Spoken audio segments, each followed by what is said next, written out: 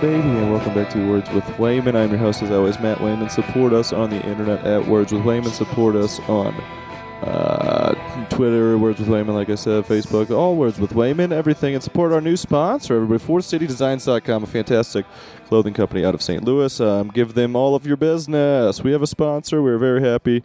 So check them out, ForCityDesigns.com. We're going to get right into a part 2 with my good buddy, podcaster, comedian, writer, woodworker, all-around sweet boy, Mr. Ben Adams. Hi, everybody. Thank you for having me once again. We were talking on the first episode about basically how you got into comedy, how you met your now wife, who you have your awesome little Teddy, your child with. Shout out to Theodore Gordon Wrestler. Your first boy. Yep. But yeah, basically we run a podcast together. We met through comedy, and I guess my first question to you is, how's your process changed from when you used to write in the beginning to how you write now?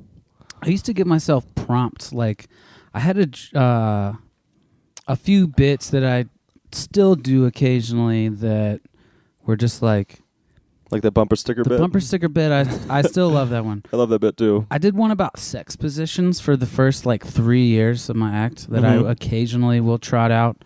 And only one part of that bit now survives as a one-liner in my standard repertoire of jokes. Like the go-to when you need it? Yeah, and it's the Jehovah's Witness one. Yeah. I love that bit. That's the only thing that survived. Do you want to do it for him because it's so quick and it's just a one-liner? Me and my lady have a new favorite sex position. We like to call it the Jehovah's Witness. It's no big deal. It's just when you do it on somebody else's front porch. Oh! Come on. It's funny how it works through the podcast medium, too. I like it. Yeah, so that's the only part of the whole bit that survives. It's just you just whittle stuff down. Well, I went through a period where I could not write any new material for a year at least, and so what I was doing was rehashing all my old stuff. I was like, what else are you gonna do? Mm-hmm. Just keep performing. What do you attribute to having writer's block for a year or two? My own laziness, maybe, or just having a lot going on, and I don't know. I mean. Maybe I wasn't thinking of creative ways to force myself out of it. But lately what jarred me out of it was I just wrote this long-ass essay about, which I haven't published anywhere. I've only shown it to 3 people. And it was about a particular day on my job as a cabinet maker where we were installing countertops at a house and the things that happened that day and what they made me think of that, the larger implications for workers, we were tearing out the old countertops and they were built in the old style, which is much more difficult to remove but will last a really long time. And they would nail the plywood down and then nail another sheet of plywood on top and then laminate over that. These days we build them in one piece or sometimes 2 pieces and seam them together on site. Okay. And then they just screw down to the countertop. So they were they were super hard to get out? They were almost impossible to get out. We had to go through so much. And, I was talking to the homeowner, and I was like, yeah, this is how they used to be done, and everything used to be done a certain way. Before there were cars, there were people. This is where I started thinking about the dung shoveler thing that we were talking about. Before there were cars, and it was animals and livestock that were used for everything, there were armies of dudes with shovels who would just shovel up horse manure constantly. And even so, there would still be knee-deep place, and in Chicago or cities where it would snow, it would be up to your knees, poor snow and poop, You say something for 15 seconds while I go grab Teddy. Oh, yeah. So that is something we talk about on All the Time and on our Future as Well podcast. It's crazy to me, I guess my next question to just keep it moving along would be, so you find your way, you wrote, how long did it take you to find your voice as a comic? I'm not sure I have. I'm still working on it. I like to embrace the sort of southernisms that come out of me when I'm either really angry or somewhat drunk or just really relaxed. Yeah. I say y'all probably too much. It feels good to say. Yeah. I do it at my tables, like I wait tables too, and I rather than saying guys, because you'll say like, "Hey fellas," and then there's one girl in the corner. Yeah, and she gets all mad. Or vice versa, you'll be like, "Hey ladies," and then there's one kind of feminine looking dude. And plus now with gender fluidity, you never know what's the right pronoun for people. And you can totally offend people very quickly. Exactly. So. And you were doing, you were waiting, you've waited tables for a long time, chain restaurants and stuff like that. Yeah, things like that. I mean, it's a job that you do. You can make a reasonable amount of money it's better than being a carpenter. I'll put it that way. I get in 2 days, I'll get the money that I would get for a week at the cabinet shop. How'd you get into carpentry? Through just like circumstances. Like I knew a guy. I had a landlord who had a home restoration company, so he hired me to be a laborer a few times. And then I knew a guy who had a cabinet shop, and he was doing like some high-end commercial jobs, and I was like sanding and sweeping the floor, and I was god-awful at sanding. I was bad at that. I was even bad at like restacking lumber in organized ways. Like I seemed so incompetent to these guys. Yeah. And I wish now that I could go back and like reimburse them for the money they paid me. Yeah, because it was just nothing. It was just I was just garbage at it. But it made me want, like, there's something about working wood that's really powerful. Especially when you reclaim old wood. Yeah. And you peel back a few layers and you see the fresh, clean wood underneath, and you're like, wow, wood truly is a renewable resource. Oh, of course, yeah. Because you can reuse it over and over, and then ultimately turn it into paper and cardboard. When you can't use it as wood anymore, you can still use it as mulch. You can use it as paper, cardboard. There's so many things you can do with wood, and then you can eventually use it as biomaterials for compost and fertilizer for growing new trees. Well, I mean, it's affected. I mean, you do art and stuff on wood and stuff now, so I think it definitely affects like at least your creative outlet being involved with wood for that extended period of time. Right. I mean, the shop I was working at most recently, I would say 75% of what we made were laminate countertops. They were made out of particle board, and they have all these really cool tools and a bunch of real wood there. And I would just be looking at it while I was turning all this garbage particle board into a commercially viable product, which is by no means beautiful, but is completely useful.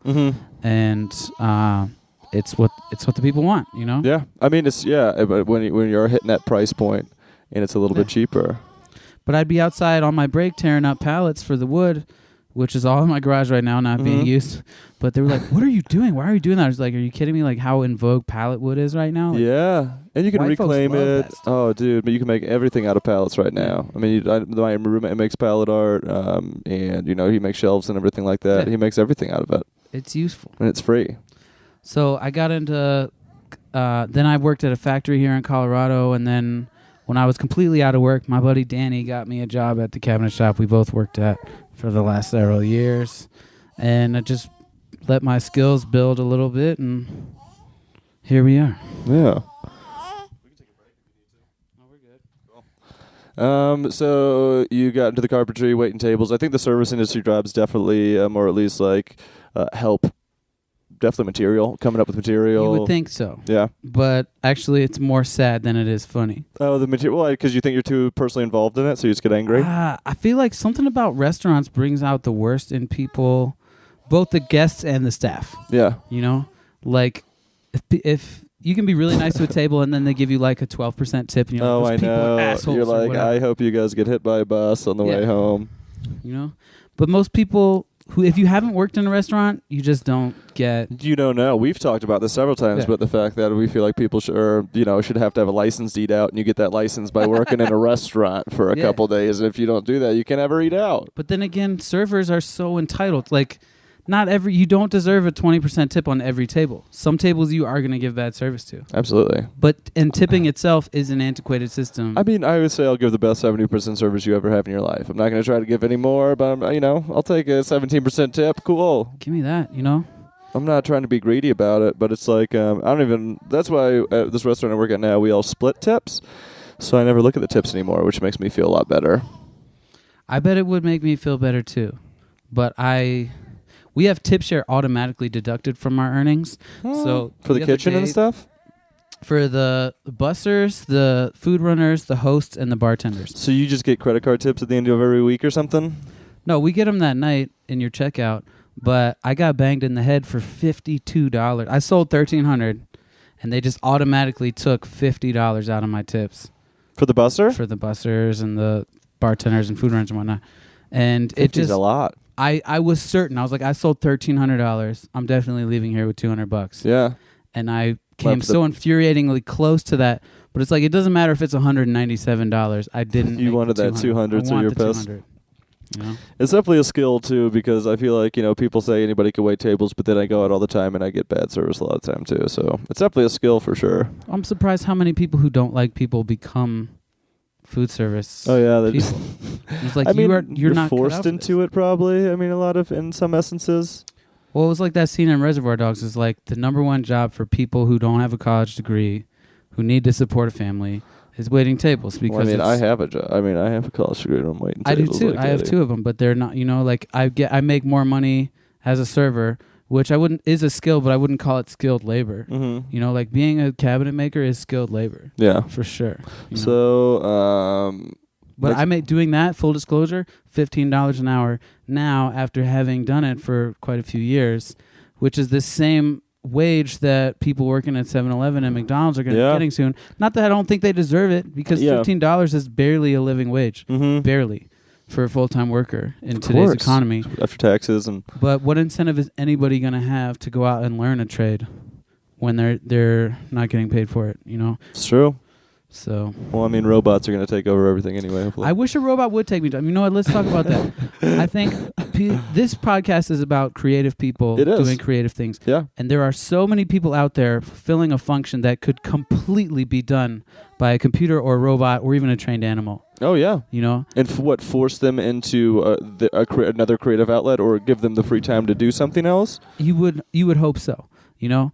I mean, people are going to get displaced from their jobs by technology no matter what. Which, yeah, we talk about a lot on Yeah. the future as well. And you know, you feel for those guys, but at the same time, the world has to adapt to what's coming, you know.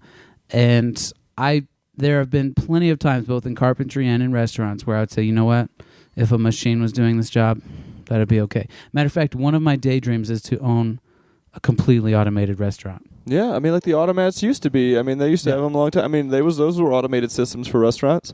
I feel like to cut out anything. I mean, people steal, people mess orders up, people do all the stuff that robots wouldn't. There's a big epidemic at my restaurant of people, and we can't say for sure whether it's cooks or dishwashers or servers, throwing dishes and silverware and cups straight in the trash. Seriously. Rather than Just than because they're clean it. pissed or try to, Yeah. Just to make their own lives easier. yeah, People are selfish, you know. People so it'll happen. People's jobs are going to go to robots, and to Eventually, be yeah. honest, there's already CNC machines that can cut a sheet of plywood into cabinet parts. oh more man, there's accurately than I 3D can. printers that can print houses now. Yeah. Yeah. We're getting down to. We got a couple minutes left. This is a question I always ask on every single podcast that I do.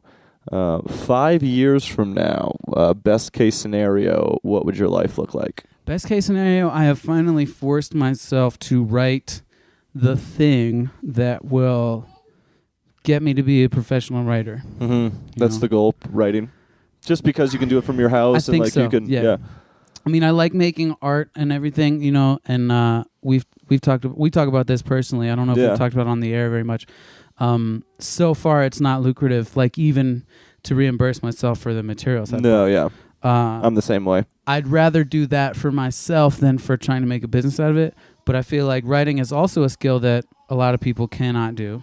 Absolutely. So everybody wants to be a writer, but I feel like half the people that want to be writers will never write anything. As a matter of fact, a lot of scientists are shit writers. They're the Mhm. worst. I've you been know? asking this question out of people. It's like if they say the writers, I'm like, cool. What is the last thing that you've written that you finished? Because I feel like chronically for writers, not finishing things is a huge issue. I wrote that essay. It's what I hope is to be the first in a series called The Blue Collar Blues. Yeah. It was way too long. It was 6 pages, 6,000 words, and it just meandered a lot, and it needs a lot of work. And I should get. And I've thought of further topics for that blog, but I kind of stunted myself by biting off more than I could chew with the first one because nobody's going to read that. Yeah. Even the 3 people that I've shown it to were like, "This is too long." Mm-hmm. You know, stuff has to be more digestible, which is why we do shorter episodes on this podcast. Before we get out of here, since you've been doing comedy for 5 years, art for a long time. you know what else I want to do 5 years from now? I want to get, me and my dad have been writing a movie about a game of baseball played on the moon. Don't give too much away. You don't want people taking it. I would like to see that happen too. Look out for Moonball in what would that be? 2021. We'll see. All right. Fine. That's a good goal. Right before, what advice would you give to anybody that's looking to get into the creative pursuits in life? I would say completely parallel to what you just said. Like, if there's something you want to do, then you got to just do it. Be bad at it for a long time. Yeah, you definitely have to probably fail should a be lot. bad at it for a long time. Hemingway would start every day by sharpening 50 pencils. You know? That's awesome. And he would say, if you want to be a writer, write every day. So if you're a young stand-up and you listen to this because you're a fan of Matt Wayman and you want to be a stand-up like Come on, quit doing jokes on this thing. Well, no, I mean, I bet you the boys in the agency were fans of yours. You know what I mean? Yeah, that was a weird. I like that you guys push each other though. We do. And you're definitely the veteran comedian in the group, but I mean, you guys all work on your art together. We all have a good time doing it together. Right before we get out of here, we are getting down to it. I like to keep it short for these people. Where can everybody find you on the internet? At Ben Adams Comedy on Twitter. Your ladies and your guys' Etsy store. What's that? Thread Deli on Etsy, Thread where Deli. we sell our art. Yeah, check them out online. Support us online. Twitter, Words with Wayman. Facebook, Words with Wayman. And also our first sponsor, Four City Designs. .com. Check them out. What is that name referencing? St. Louis. One of the nicknames of the city of St. Louis is Four City. So. Oh, okay. Yeah. Just like pretty parallel to the message. Creative brand. We are a creative podcast. Thank you all so much for listening. We will see you all soon.